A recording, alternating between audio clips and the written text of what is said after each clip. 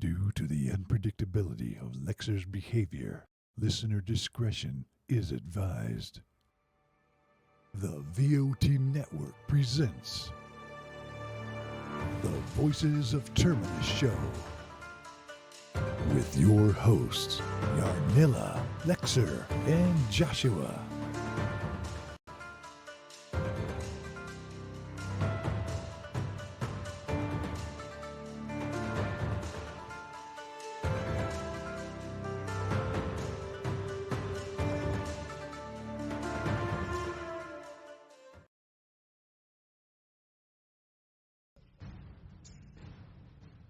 Welcome everyone to the Voice of Terminus show. I'm your host Yarnilla, joined by Josh. Say hello, Josh. Hey guys. And we have Lex with us. Say hello, Lex. Hello. Shai is not here today.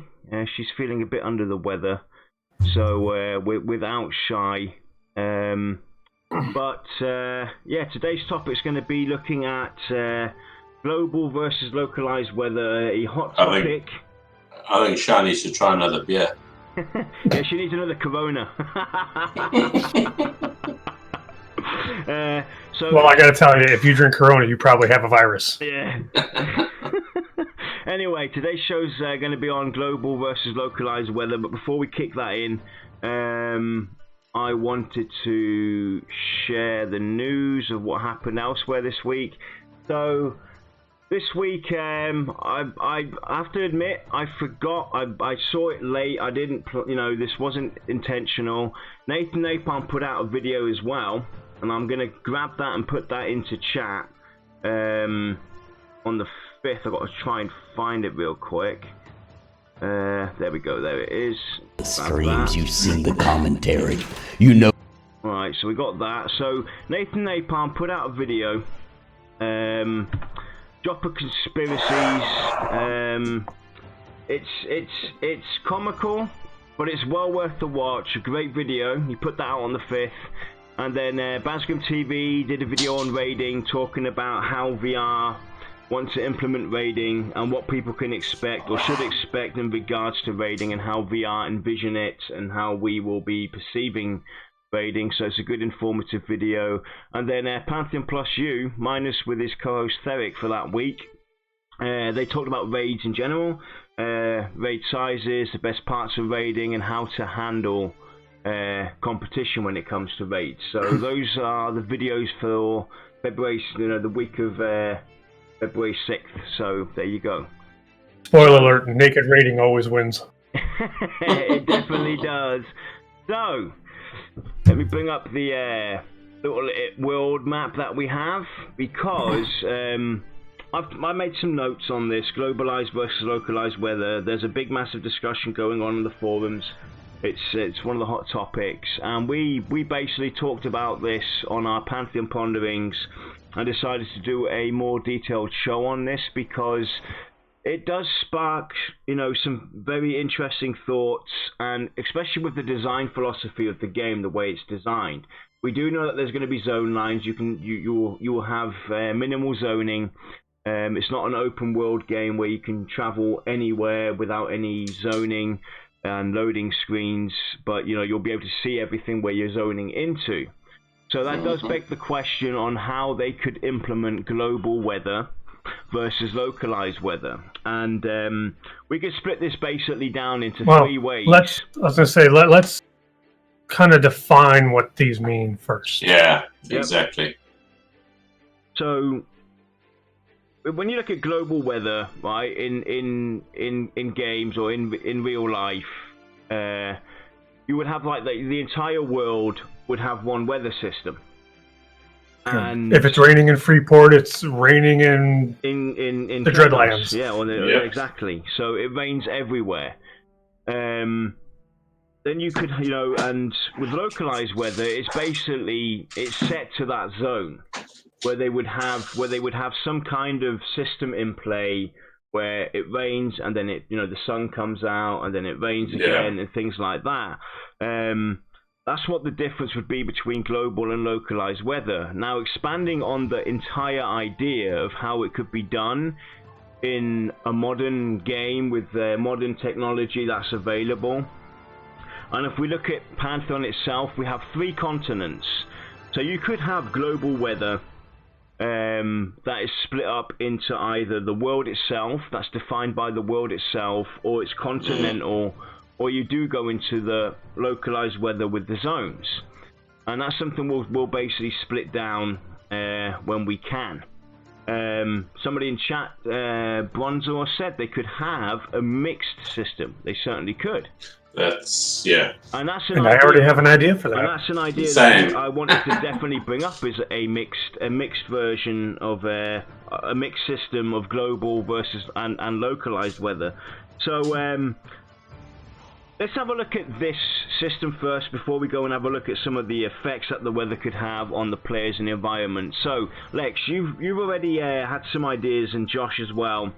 So why don't you bring us into, the global weather system and localized weather system, and how they could possibly overcome the challenges that stand ahead of them?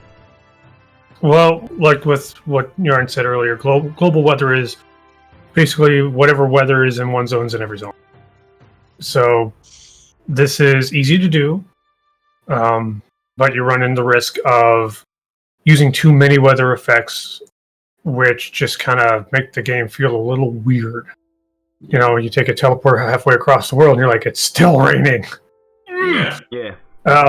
So what ends up usually happening is they'll use weather effects much less frequently, and that does tend to work fairly well. With local weather, every zone has a chance to have its own weather system, which is really great for immersion. It's a little more complicated to roll out, and it can be a little more resource intensive because it also requires network syncing and all this other stuff to make sure that everyone's got the same effects happening at the same time, like lightning strikes and such. So there is a little bit of an overhead for that. But it's just one of those things. Like, is the work and the overhead cost worth the immersion? A lot of people would say yes. Some people would say no. Or what if there's an option to even turn off the majority of weather effects? Not all of them, but just enough. How many would actually use that option? Yeah.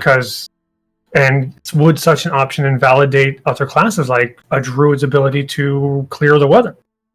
And the question is as well, with the option of turning these kind of effects on and off at a player's choosing, would that also impact how the player interacts with the game? The biggest thing there, isn't it? Yeah, but for me, I believe that because it's an MMO, players shouldn't have the option to turn off those effects. Or if they do have a system that is going to be quite intensive and obviously not a very high-end system for them, minimize those effects, but they're still got to be in effect, happening in the background. That's a very good point. Exactly. What do they want to do? How do they want to have the weather, impact the game, the environment, the player itself? If it's something where the weather's there to kind of give you that sense of it being a world and this, that, and the other, then you can give the option for people to turn it on and off because it has no impact on you. It's all about the flavor. Do you want to feel more immersed to it? Now, if the weather actually has effect on the player, the environment, the world itself, where certain which events is something happen, that Joppa has mentioned in the past that he's interested to pursue. So I wanted to quickly build up on something though, right? Because you split it down between global and localized. Now, what about looking at it from a continental view? Would there be a way for them to do that as well? Absolutely. Oh yeah. I mean, you still have the overhead of the local having to sync effects and everything. But in actuality, the only addition you would need to that local system is each zone would have to have a continent number to make it easy, so that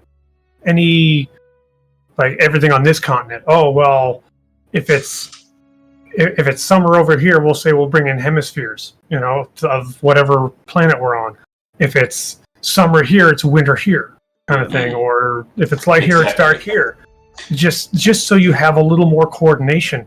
Yeah, and just to also say that, I mean, if you have a look at that world map that's on the screen right now, and you had to look at our world per se, and you've got like Arctic winds blowing down through the channels, it's going to affect those areas on those coastlines quite effectively, and it would be nice to see some sort of a naturalized weather system that goes around throughout the whole year through the game. And I know that's quite resource intensive, but it would actually feel very immersive that way, I think. Yeah, some games have actually added those kinds of effects in there. They didn't have a weather system, but they had like a temperature gauge.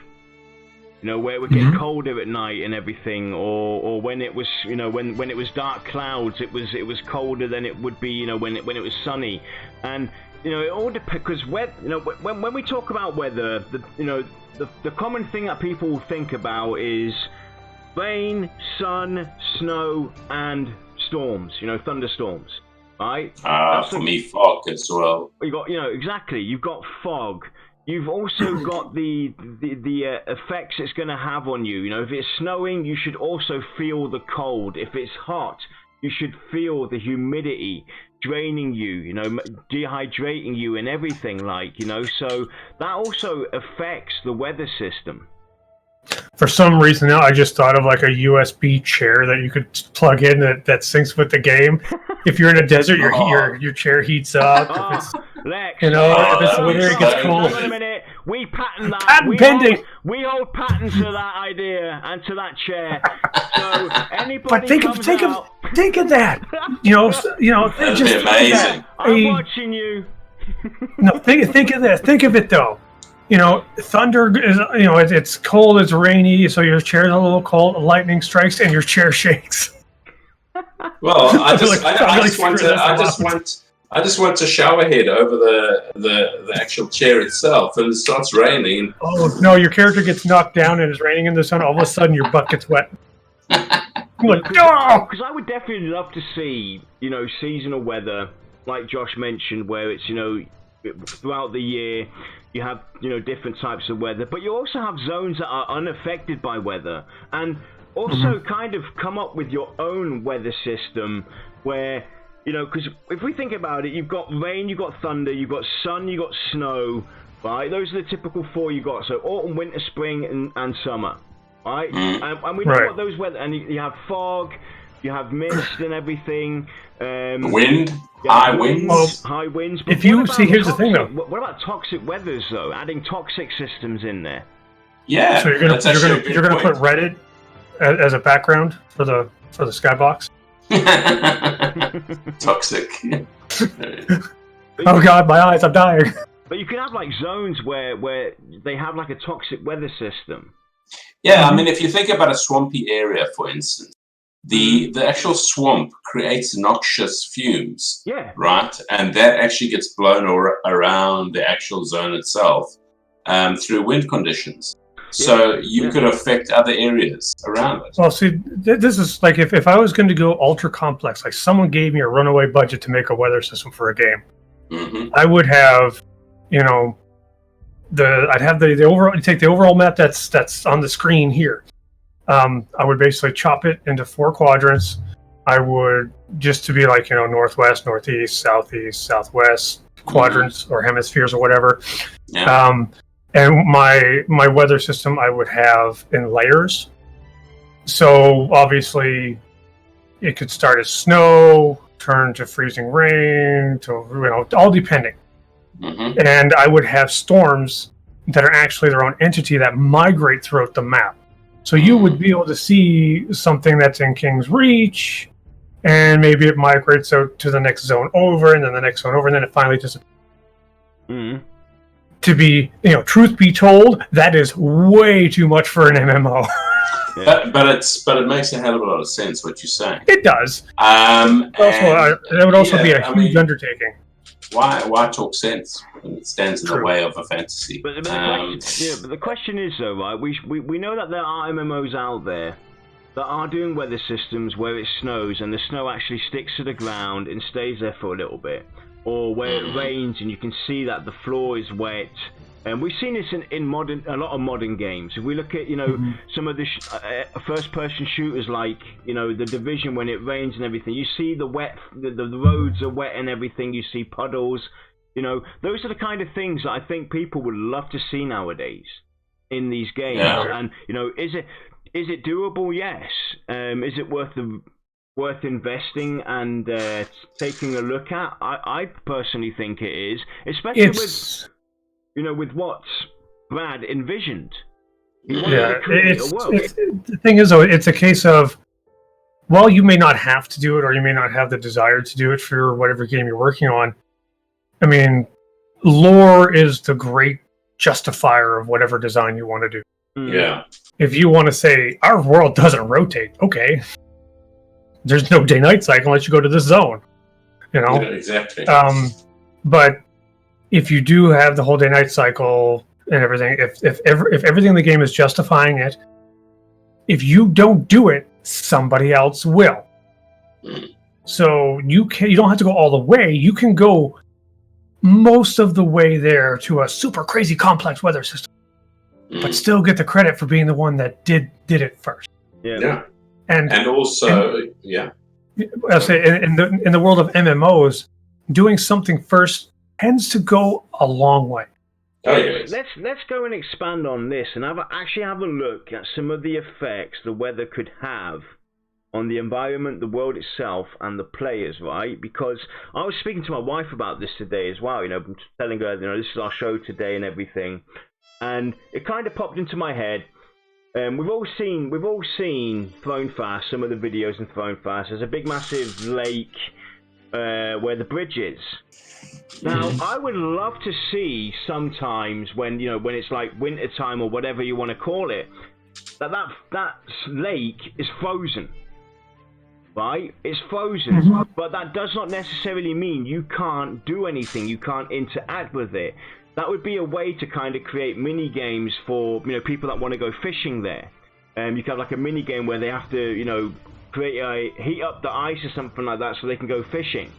Something looking like for a wizard, need to fish. Yeah, but it sounds crazy, but it's that kind of interaction I think that would go a long way. Right. Where you have zones. Is it tedious? Because I asked my wife, I said, look, what would you think about you're somebody that loves fishing in a game or loves doing whatever in the game, and for some reason, through the impact of the game, you can't do that right now. Would you be annoyed? She said, in real life, are we annoyed when it's wintertime we can't go fishing? No, because it's I don't fish. Because it's part of life. This brings me to one thing that we have to try to keep in the forefront of our minds. Mm-hmm. We've said it before dozens of times. There's always that fine line of where too real, how far is too far. Yeah. And with an MMO having such a wide spectrum of players' personalities and styles and preferences, I don't ever think there will be a proper answer. No, it's something I where totally agree with you. Yeah, whoever makes the MMO has to go, this is the line. I think this is where we stop. I think that if they had to bring something like that in, being a fantasy, they'd have to create solutions of that from a fantasy point of view. So things that can create holes in the ice quite easily for people to fish. I mean that's basically the whole. It's finding that balance to kind of create that kind of system where you create the balance where players can still, have the means, the utilities to overcome that.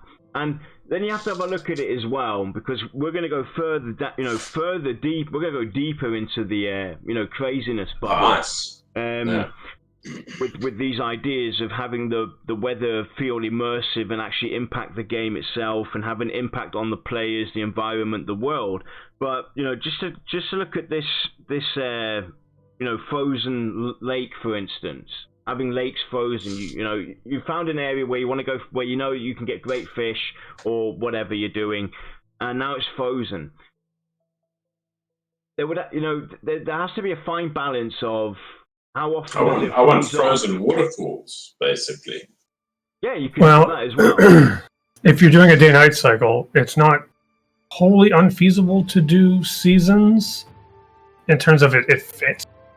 There's a lot of asset swapping that has to be done on the fly. Like, you have big leafy trees. Well, if it's winter time, they probably shouldn't have leaves. Well, at least most of them shouldn't. Yeah. Things like that. Or the grass is gone because it should be under snow. But then you've got people who are going to want to leave a path behind you when you're walking through the snow. It's going to be very, very quickly cascade. But the thing is, though, right, if you think about what these games now all try to promote is challenge. Now, you just brought something up where I see challenge come even more to life. The trees are full blossom. Right? You're not seen with your group when you're going through that forest. But now the leaves are falling off the tree. Means the aggro range, the sight that the NPCs have on you and your group is larger. Meaning there's more challenge for you. Yeah. So it kind of goes hand in hand, with doing a system like this. And it kind of adds to what these game designers are trying to represent. They're trying to bring back the challenge and everything, and that goes hand in hand. So what would one of the effects be, the negative effects be, if they do something like that, where trees blossom and lose their leaves due to the weather? Well, the aggro range of those or of all the encounters, of all the mobs in there, grows. It's bigger. The line of sight is bigger because, hey, guess what? There's no more big massive bushes and leaves there hiding you from them. Yeah. I mean, I'm a big fan of situational modifiers. Yeah, same. Just because it makes every situation different. I mean, that's what our disposition system essentially does. It's just a modifier that changes the mob that we're fighting. If that was also put into the weather, I'm having a hard time figuring out if I would really enjoy it, like just dive full bore into it, or if I would be like, oh god, it's snowing here, let's go somewhere else. Yeah. It's I've never seen it before. I've never done anything like that before, so it's like it would be hard. Would I be willing to try it? Yes, but I can't guarantee I'd like it. Yeah, so long as the modifiers have positive effects as well. And what I mean by that is that if, for instance, it starts snowing, then the opportunity to find some sort of a rare snow creature come into existence that maybe you need something from them appear in those conditions. So you create mob conditions as well that can benefit you finding rare resources. Ultimately. And, well, I mean, you could do modifiers to spells as well. Exactly. I mean, if it's cold out, then whatever ice spell you have, maybe it's got a longer range. Yeah. Exactly. Or something to that effect. So you've got to create benefits ultimately that'll benefit people for these weather conditions as well. Instead of them going, like you said, Lex, this is now snowing, I'm going to bugger off to another zone. And if we look at it though, right, you could break this down though. You could break this entire system down into tiers, right? Because you obviously don't want these ponds and these lakes to dry out or freeze or anything like that.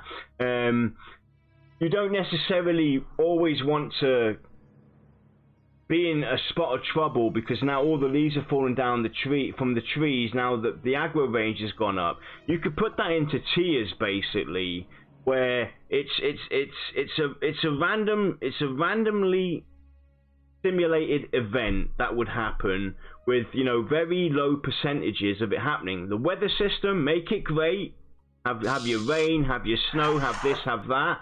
And on top of that, you would tier down these levels of what we've been discussing with, percent chances of those actually happening. Because let me go and bring in some ideas and we can talk about all this. Because I'm looking at things like, if we look at the map, you've got the two continents to the left and to the right, and then you've got the ice continent at the top. We have that whole big massive patch of sea there. Now, imagine having some utopia storm happen, and you're traveling from one continent to the other on a ship. Now, you could have unique sea monsters that only spawn when there's massive thunderstorms going on, and the boat. You know what's going to happen. The boat rides tipsy and topsy. The boat capsizes. You could have like a mini game. The boat falls over. Everyone's got to rush to the high side. Your screen's gone black. Your screen goes black, and now you're kind of like stranded on this island. It's a mini game to get off of that island, or you could have pirates attack the ship and take you captive, and you've got to break out of this pirate island and something like that, and travel back to your continent. Mini games like that they could add in, similar to the split paw. I really like the unexpected events, as long as they're very infrequent. Oh yeah, they would have to be very, very infrequent. Yeah, like a typhoon or a hurricane or something like that hitting the coastline, and massive thing that affects the world. Yeah, but you got to remember though, whenever we're on the boat, if something like that happens, all of a sudden this big creature emerges. You know exactly what's going to happen. I'm going to be on Discord. I'm going to be yelling, "Release the Kraken!" But those are the kind of events I'm looking at and thinking that would be pretty cool to see, but they would have to be so rare. Yeah, they need to be more of a conversational piece for the community. Exactly. And something enjoyable for the person or that group. But let's have a look at immersion though, right? How could we give people the sense of immersion when it's like raining? Let's take Avendir's Pass for example. It rains. You've got heavy rain falling, and we know that there's an entrance into Haunir's Cave in Avendir's Pass. Yeah. So that could be technically flooded over. Now, people going into that cave could get a debuff on them for using that entrance. Things like that to kind of impact the player. Or just waist high water that slows them down. Or slows them down, exactly. Things like that could be implemented to give that sense of the weather actually having an impact on what you're doing, because obviously we have those zone barriers, so that water's not going to carry on through into the cave, even though that cave is technically open. But things like that they could add in. Caves over flooded or frozen in, storms, droughts. It hasn't rained in a long time, so maybe the fields outside of Thronefast where they're trying to grow wheat or something have dried out, or a farmer's hut that's outside in the world. That's not necessarily a PC environment; it's an NPC environment. The fields are dried out. Yeah, exactly. Droughts. Well, it's like let's think for just a second of what is immersion. It's the ability of you getting lost in a world. What's immersion breaking? Things that you just can't justify in that world that pull you out, like being in a world with knights and dragons and watching a cop car fly by. Yeah. Terra. But so what would increase immersion? Things that you would expect to see: splashes when your feet hit puddles, trails when you're walking through snow. Telling us to stop making so much. Stop it, dude! Really, honestly, man. Stop talking about Greta. But one other thing is watching the environment interact with watching the weather interact with the environment. Things like lightning strikes on trees, things like snow building up on tree limbs and snow falling from tree limbs. Watching your environment appear to be wet, or to watch the wind almost knock a tree over, blowing the bushes, and affecting the NPCs as well. Because let's face it, if you are on patrol and the weather is just hellish, you're either going to go faster to get your patrol done with, or you're not going to go on patrol. And a way to kind of do this, though, as well, would be with a node system. Yeah, Bronson mentioned something like that, and I agree. That would probably be the best way to do it. because if we look back, if we remember what Daybreak were trying to do with EverQuest Next, they were trying to do something similar to that, where depending on the balance of the choices that your group made, if the majority went and helped the goblins, then the goblins would overcome and they would overtake that area. And that's how you could technically do it with the weather system, is have nodes. Because I would love to also see situations where it's a drought, it hasn't rained for a long time, and now maybe this village that has wooden huts in it catches fire and it starts burning. Things like that that you could see happen, and that could be based on a node system. And then you have the Thone Fast Fire Brigade coming to the rescue. I just thought about, you're in a group and it's got a thunderstorm. Lightning strikes a small cottage that you're standing next to, and all of a sudden one person in the group goes, "Hey, I got a perception to put out this fire." Everyone's like, "Really? Your skill was high enough to see this burning building?" Wow. You smell the burning ember. Something tells you that someone nearby needs help. It's like, no shit! But those are ways, though, as well, to kind of add in additional events and time sinks to kind of keep people preoccupied by, hey, you could have an achievement where put out a fire. You got to find a fire first. And it also lends to zone-wide events. Maybe there's a forest. Maybe that forest fire is spawning fire elementals now for whatever crazy reason you want to justify however you want. All of a sudden now you have an event going on. And it's attached to the weather, justified by the weather. And you are just all in. So I just got to quickly take a sidestep here and kind of touch back on what Moko said about Greta, right? And the armor and the weapons, right? So you'll have NPC guards running around Throne Fast with signs on there. No fiery Avengers allowed in this area. Oh god, can you imagine walking by a bush with a fiery Avenger and it sets on fire? I'm going, I'm sorry. I didn't mean it. But I think, having different types of weather would be cool to see.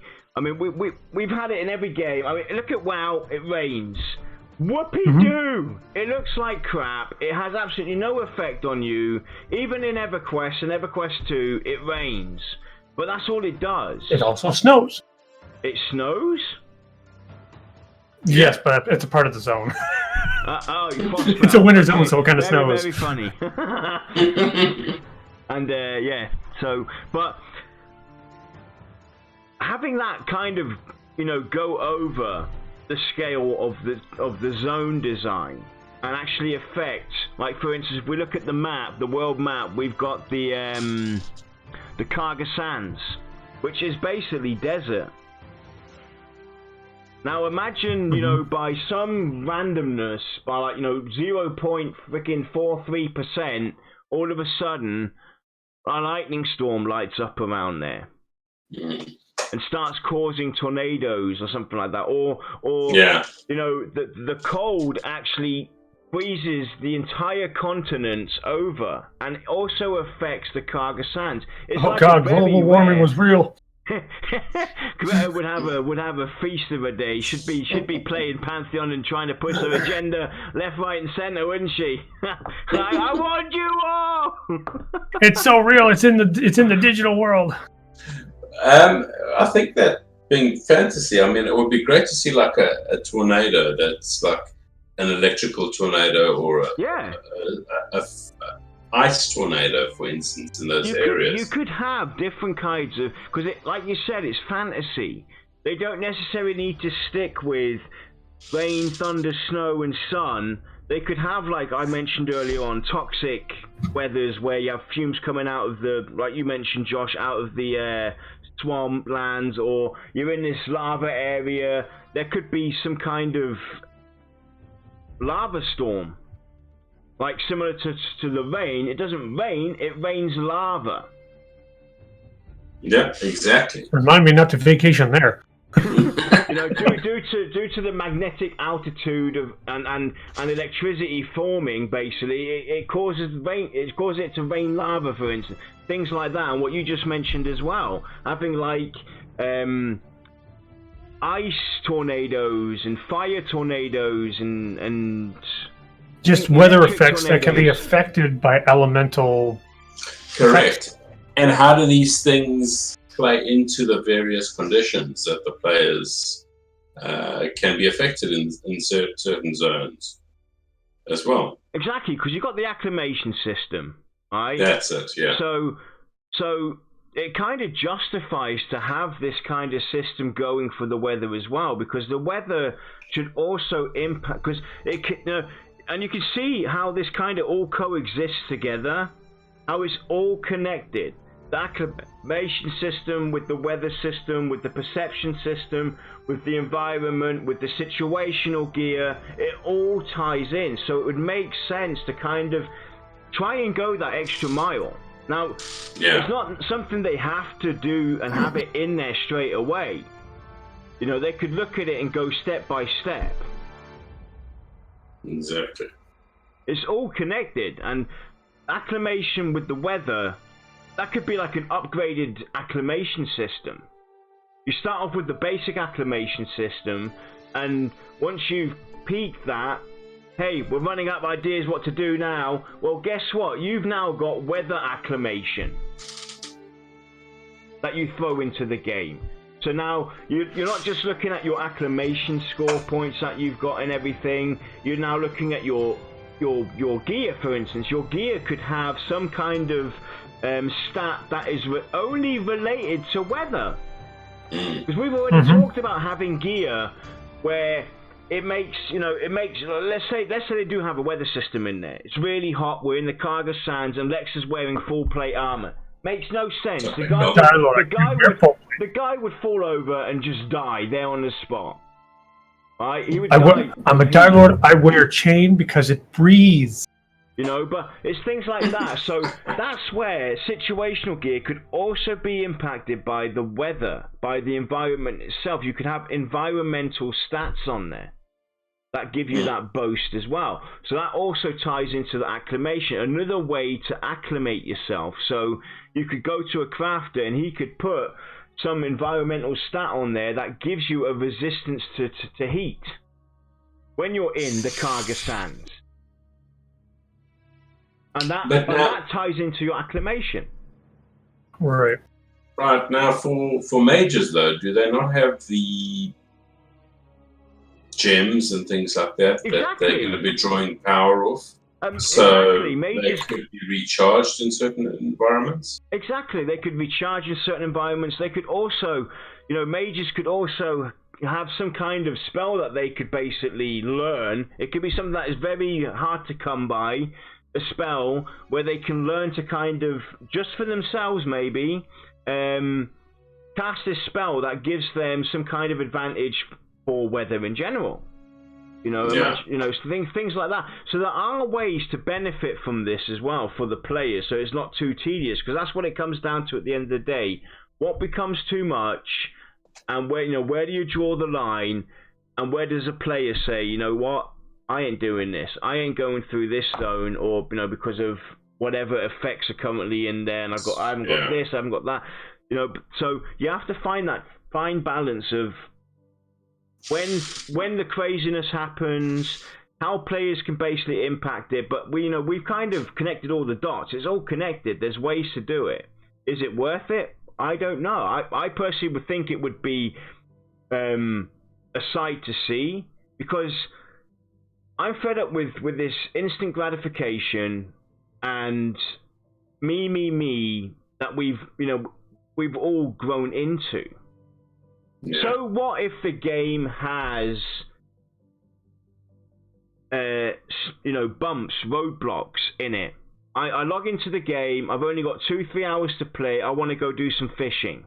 Well, the pond is frozen over. Well, tough freaking luck, Jan. That's part of the game at the end of the day. Go do something else. There's more than one place to fish. There's more than one place to fish, exactly. Yeah, yes, it's a game. It's meant to be fun, but at the end of the day, isn't that the fun about it? Isn't that something you're going to talk about in years down the road when when the game doesn't exist anymore, or you've moved on or whatever? Because if you think about it, look at all the games you've played. You, Josh, people watching here now in chat. Look at your favorite game that you've beat, you've screamed at, you've moaned at. You still talk about it though, because it had something there. And with a game like Pantheon, actually, I think a better way to put that is some of the things that are the most memorable are the unexpected. Yeah. Oh yes. It's those tedious events sometimes because that's what this is about. You said it at the very beginning, Lex. These events, these random events, and these crazy events that we've kind of touched on today in some points here. Those are things that we can talk about with community members and with people that are, new to the game, and because that's something that I would love to see happen. Events happen that I was never a part of, but you were. Yeah.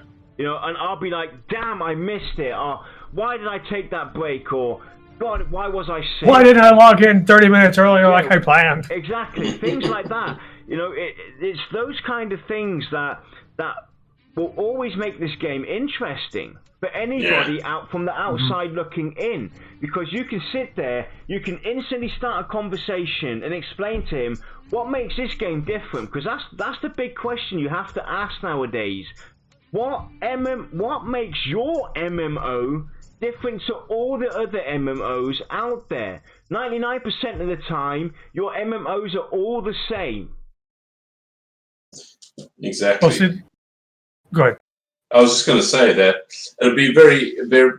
I don't think any game has had a situation where the climate conditions affect the world itself in terms of the players. But to go a step further, I mean, just imagine if you've got just a normal NPCs, mobs that get affected by the weather systems as well. So let's say, for instance, a lightning storm rolls around.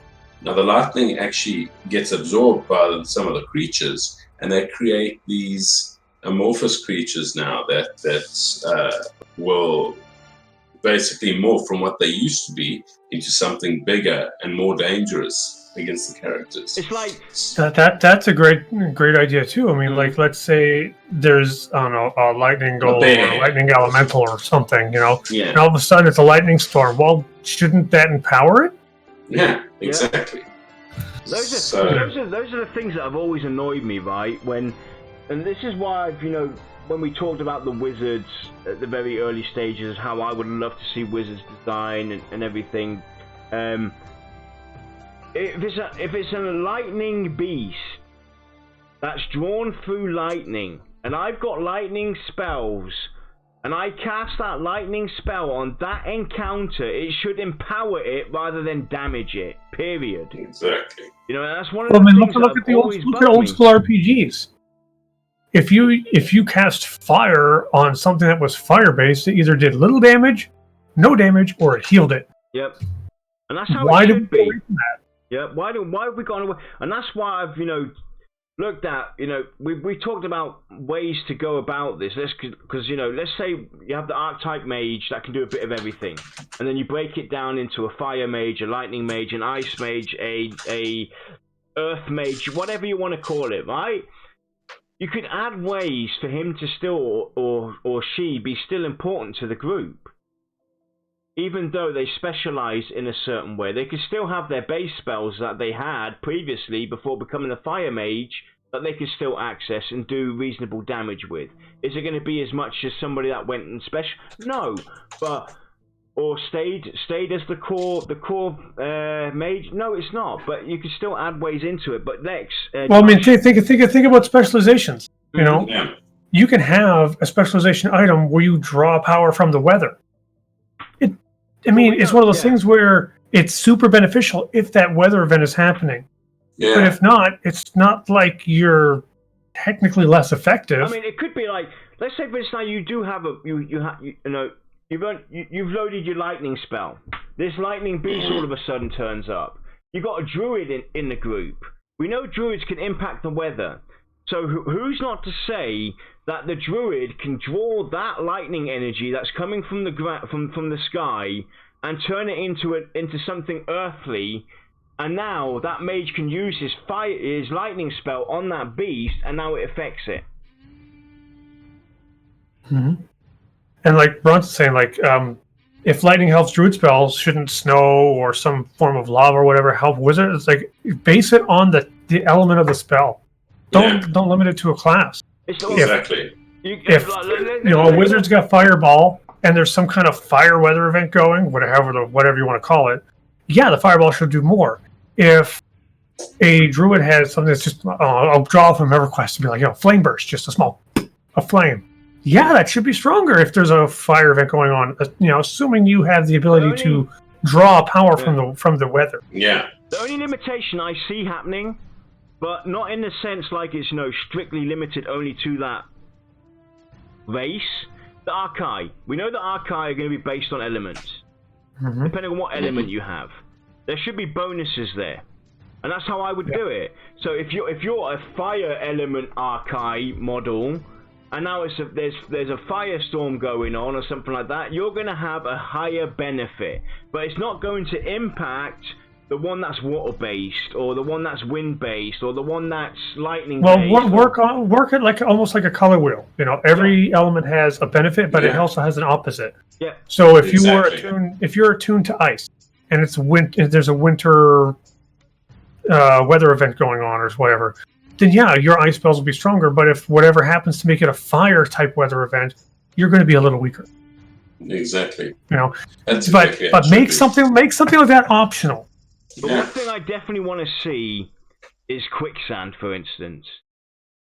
I would love to see quicksand happen in the desert, in swamp zones and everything, where you can get stuck in there.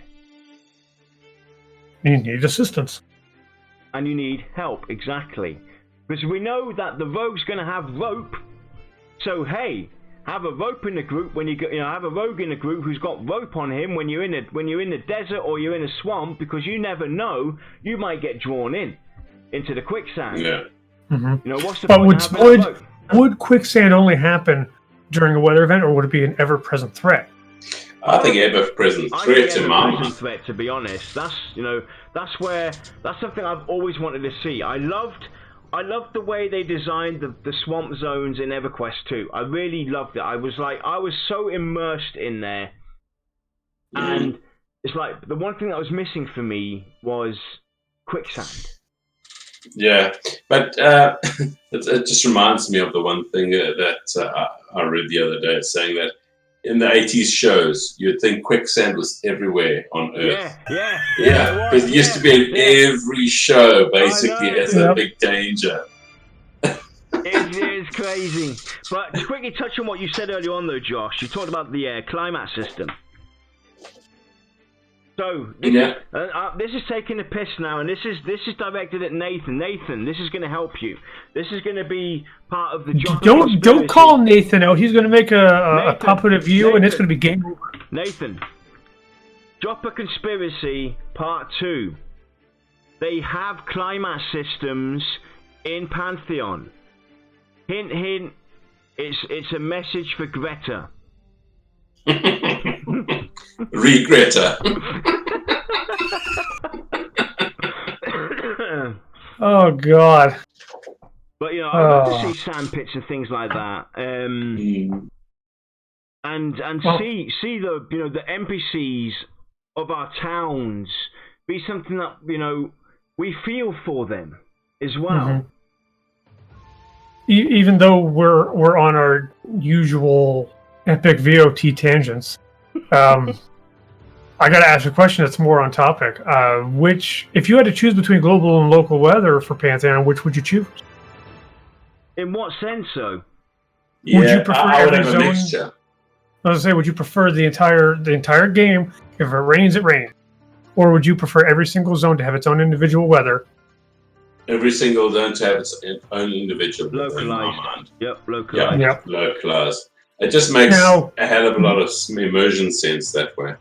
Now, with that though, would you find it immersion breaking to say have it storming and thrown fast, and then you zone into the next zone over, and suddenly it's bright, sunny, and the birds are chirping? I'll tell you something now. Right, this happened. This isn't real life. I live in a town that's basically is two named.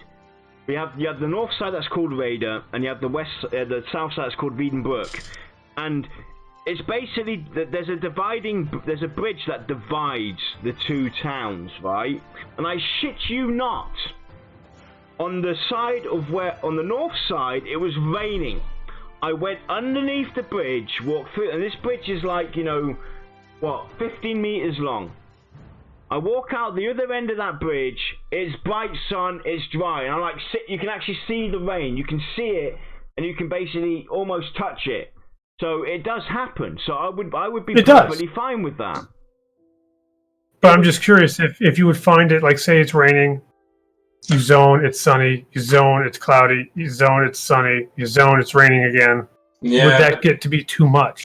I think that it's got to be logically localized. Yeah. So if there's a weather pattern, you know what? The first developer that does that kind of thing, where they have patterned weather systems throughout the year of a game, would blow my mind. The way I would go about this is connecting areas that have the same theme.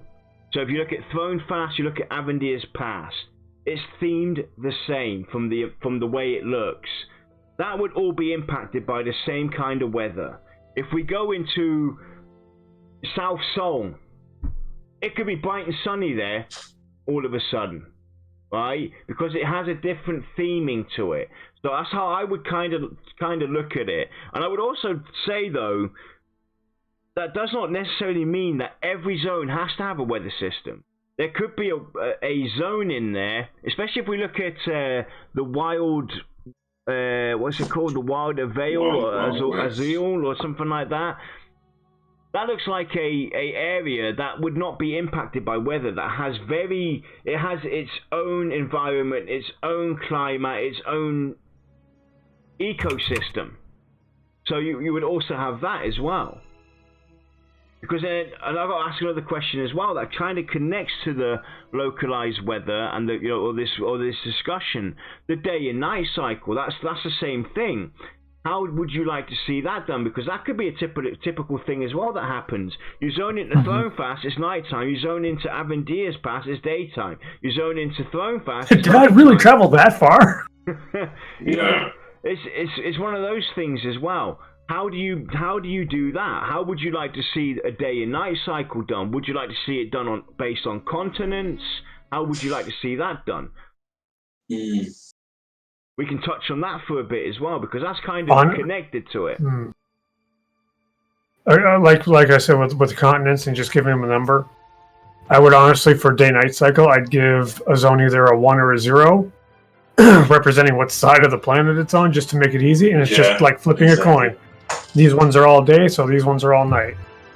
Now these ones are night, now these ones are all day.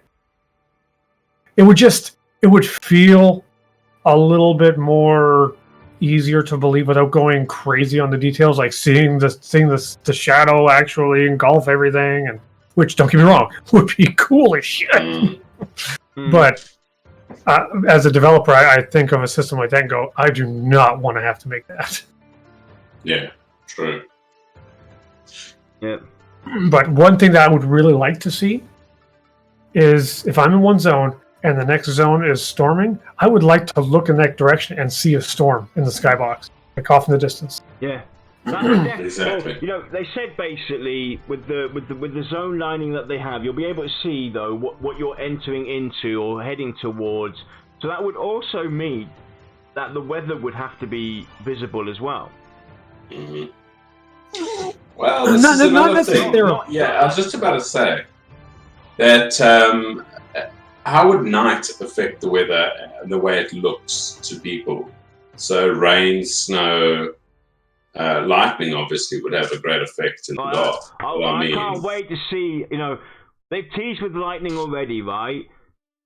I can't wait for them to demo an actual full-blooded nighttime environment, and then you see this lightning storm or this lightning strike happen. I can't wait to see that. Yeah, that'll look awesome. Because I could imagine some kind of event happening where this lightning strike happens, it crashes down to the ground, it gets so bright on your screen, and then all of a sudden there's big, massive monsters there. No, because I've got an LED screen, and that will get really bright. I mean, when I was streaming, I'd have a big flash of light because from like a flash screen or something, and everyone would be like, you just hear the curse words flying on my mouth, be like, oh my god! my whole face cam would just brighten up. No, but like you said, the skybox, basically, like you can see based on the skybox, you can see what kind of weather it is. Yeah, just something simple, like just a very simple animation, like just some off in the distance storm cloud, maybe a few little flashes of lightning, and then I know if I'm going to zone in that general direction, it's going to get stormy. You know, to me, that would go a long way. Feasible? Probably not. But another thing that I just thought, well, first off, Moko brought up a really good point where, seeing zones transition to different weather effects is I think a pretty big deal these days, simply because, it's sunny one minute, all of a sudden the sky just goes black and now it's raining, like... Yeah. And a lot of games, how they've done, a lot of games that have done that kind of thing, they've done it in a smart way. Mm-hmm. They used the fog of war. They've used fog itself. Like if we look at Red Dead Redemption 2, for instance, when the game starts off, you're in the mountains, it's snowing and everything, and you start to travel off. You go through the mountains with your group, and you start coming into this patch of green into the west, right? And the way they've transitioned it is brilliant. You can still see the snow in the distance, and then you see the green. But when you're smack in the middle of that zone line, because it's an open world, you got this sense of like a fog box there to kind of give that smooth transition.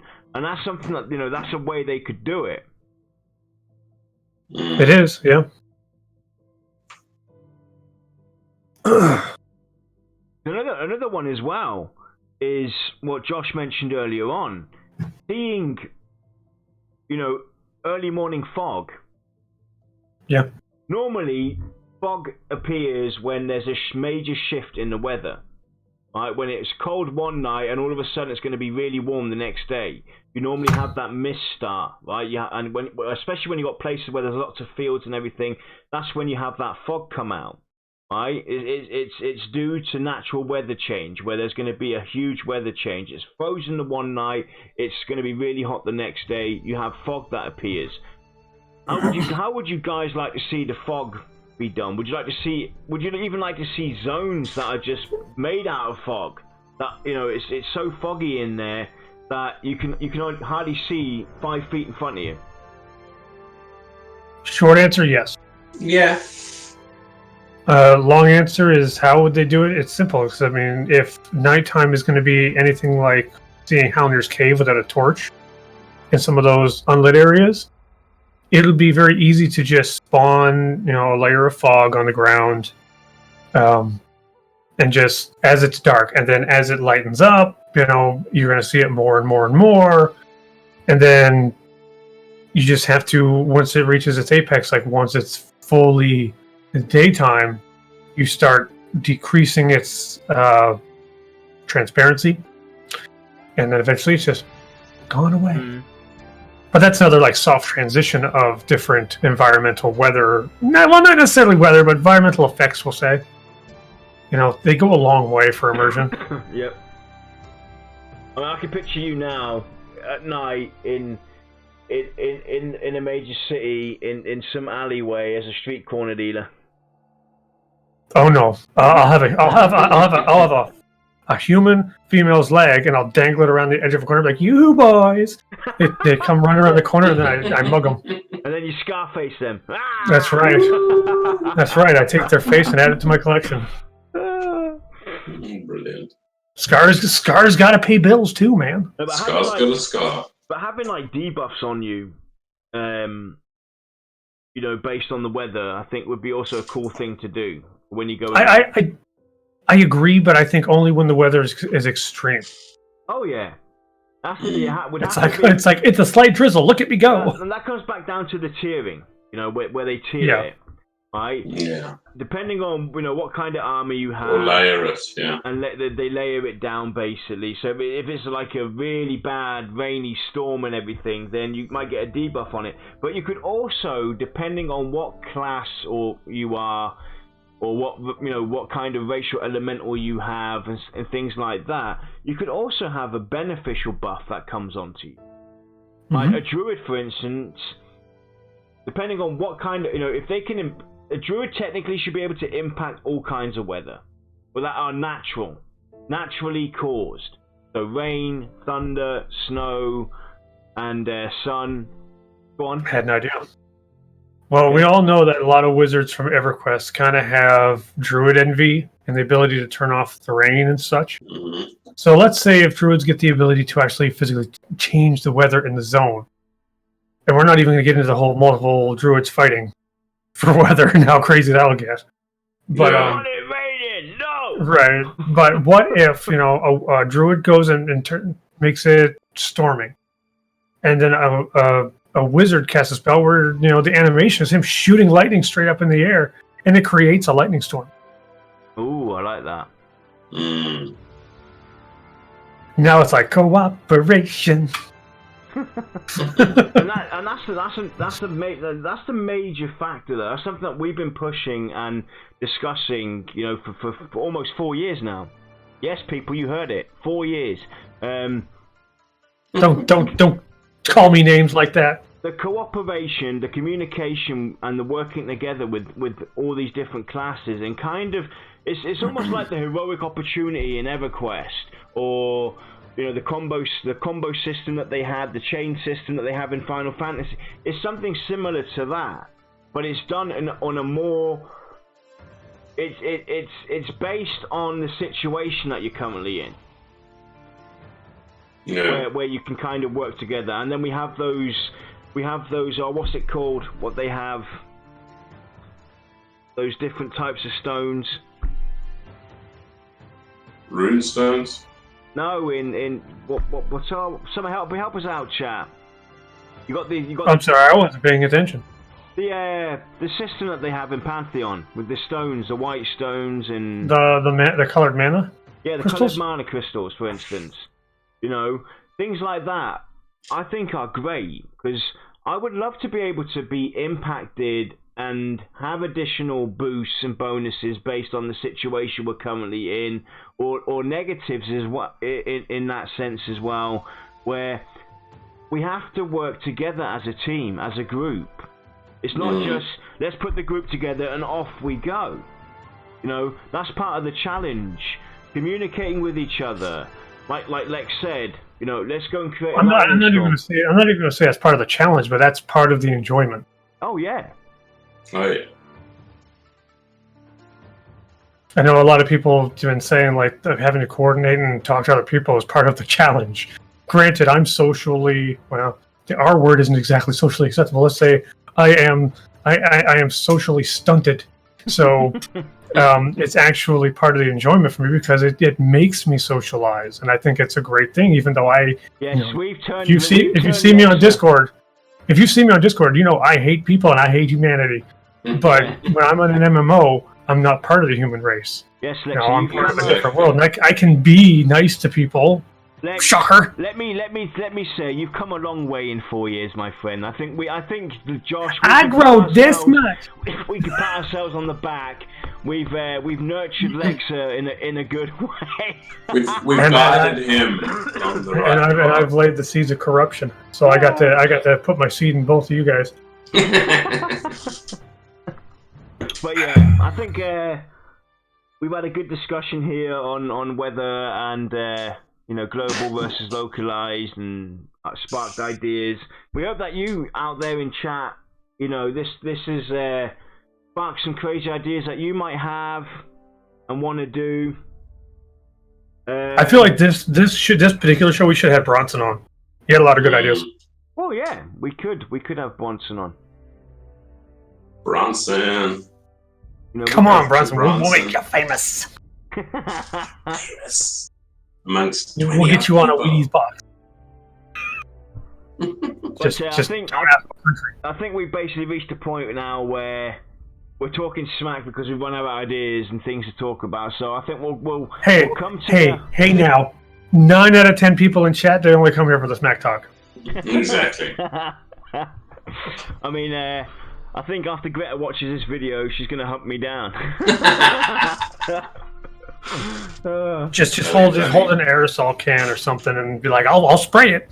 So for next week's show, I'm trying to get somebody on for a player Q&A, but it could go a different way, and we have no idea what we're going to talk about next week. So, if you guys in chat have an idea or want to... No, we're going to do a debate show. Oh, that's right. One of the debate ideas. Yes, correct. Next week is the debate. So, Lex, have you been following the suggestions? I have. I asked everybody in our Discord to use the hashtag debate so that I can search for them and basically look at them.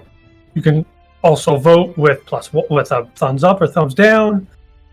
I'm also watching the Twitter post, but I'll do one again. Right. So basically, Monday. Right. So what I'm going to task you with this then now. How many poll options can you put on Twitter? Is it 5? Is the maximum 5? Does anybody know off the back of the head? I know at least 5. Because what we'll do is then on Monday you'll gather the 5 best suggestions, right? We'll put those down to the vote on which debate we're going to go. Well, see, here's the thing though. Because I want the community to not only choose the topic of the debate, I want to choose who's on what side. Exactly. Well, you can't choose; they have to choose. Yeah, we can't choose. That means they have the ability to make me be pro-paladin in a debate. Right. Okay. So wait. Still do what I suggested, and what we got to do is though we'll have to make sure that people know that they have to also respond. They vote and they respond by saying, you know, the topic and who's on what side. Exactly. Who's for and who's against. Yep. So you could be like, Paladins rule for Lexer against Yarnilla and Jacques. Yeah. And then I sit there and try to find some voodoo spell I can use to make every part of your body fall off. Oh, look at that, Ex-Merco, brilliant. That works. That works. Nice. We could also leave that privilege of who's on what side to chat, actually. Give that to chat. Give them actually the privilege to, before we kick off the debate, people that are actually watching the show get to vote who's on what side. Yeah, exactly.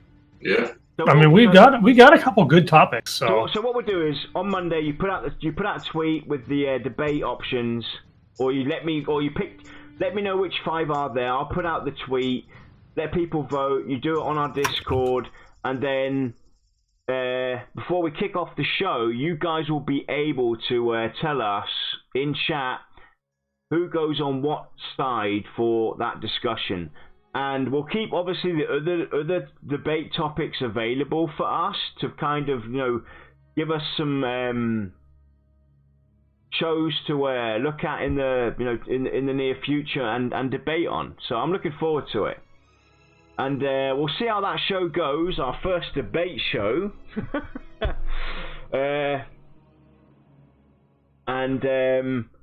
Just got to be careful. I got to make the obligatory R-rated joke. So if you're a kid, and then what we'll have to do is we'll have to base it. The way I see this working, right? For the future, when we do the debate show, the person that's on nay, who has to go against, or it goes against his persona, let's say, like Paladins for Lexa. Lexa hates Paladins with a passion, but if he was on he's pro-Paladin, then that's something that puts him in a negative. We get somebody from the outside, a guest on to help support him. I just don't why don't we just actually draw it out of a hat on the night. We could do that too. Just make it random. Next, Very random. build a bot, dude.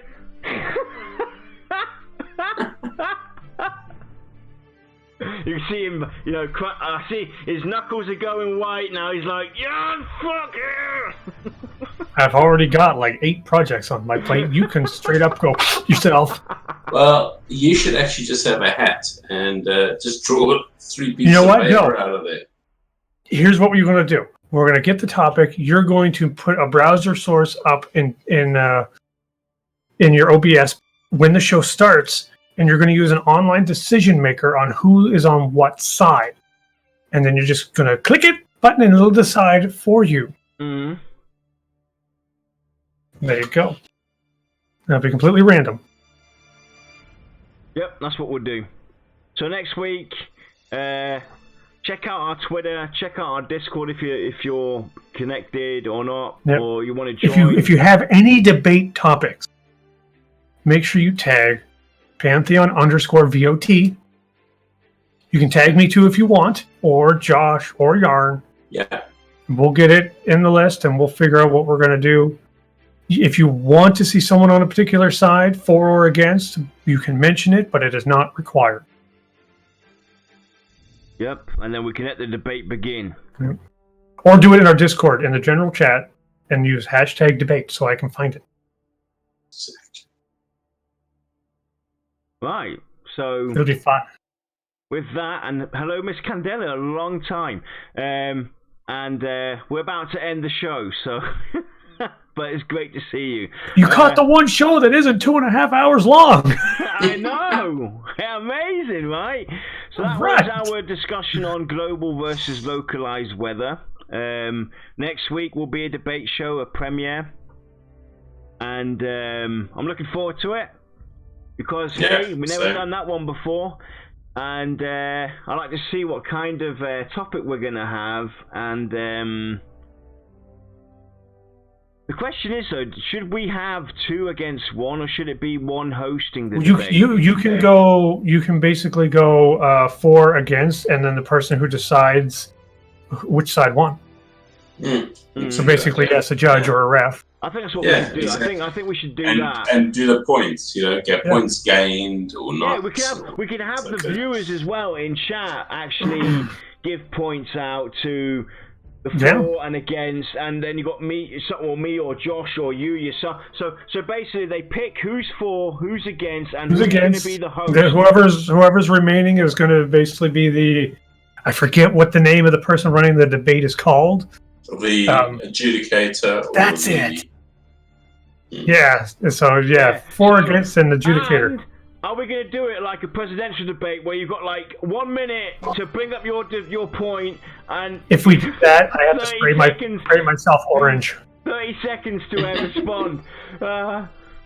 If we do that, I got to spray myself orange, wear a suit, and be like, "Oh yeah, suits are required." Hell no. The Pantheon Debate Show. Taking it to a whole nother level of track. Yep. You want to come and see a show where you have the Three Stooges, watch the VOT show? Do you ever want to watch a slow-mo train wreck with the Three Stooges tap dancing on it? Well, tune in next week. Yeah, exactly. Yep, so we'll do that. Alright, so everybody have a great weekend. We had a lot of fun.